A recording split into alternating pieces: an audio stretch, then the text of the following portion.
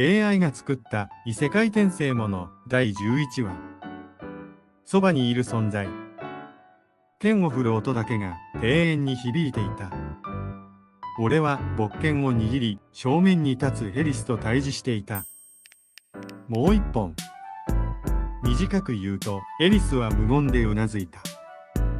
彼女はぶっきらぼうだ。感情をあまり表に出さないし、仕事として俺の護衛をしているだけで、好意や友情の類は感じられない。だが、彼女はいつもそばにいる。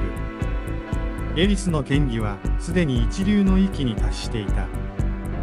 俺がようやく基礎を固めた頃には、彼女は暗殺者を相手にして生き抜いてきた。その違いは明白だった。レオン様、動きが硬いです。いつものように淡々と指摘される。俺は息を整えながら勃剣を握り直した。そうだな。エリスの言うことは正しい。だが俺はふと彼女の姿を見て思う。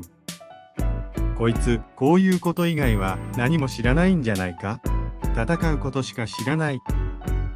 貴族の礼儀作法や社交の常識、食事のマナーすらもまともに知らない。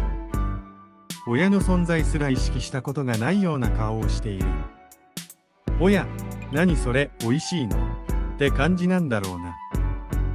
エリスは幼い頃から殺しの技術を磨くことだけを課せられ、生きるために剣を振るってきた。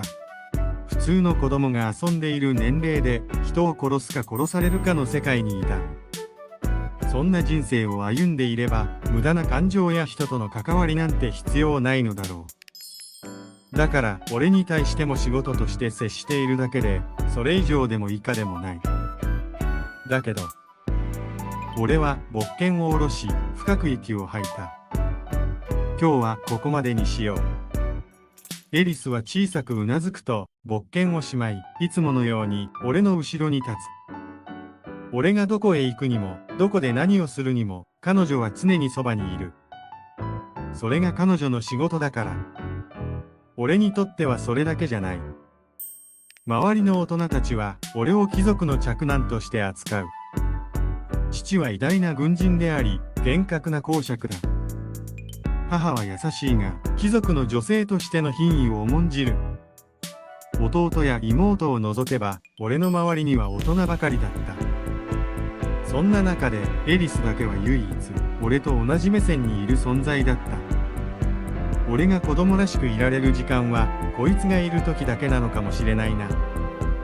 もちろん、そんなことを本人に言うつもりはない。